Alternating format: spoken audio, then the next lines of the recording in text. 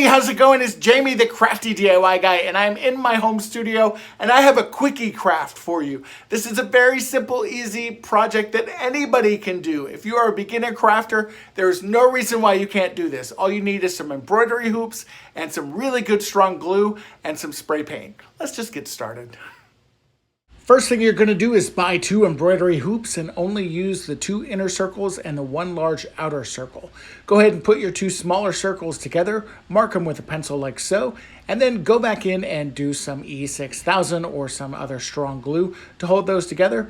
After it dries, take your larger hoop, place it on around the outside and tighten it up with that little tightener thingy. Mark it also with your pencil so you know where to put that E6000 glue again to hold it all together. Take it outside once it's all glued and strong and held together well, and spray paint it your favorite color. I'm using gold, and bam! This is what it looks like.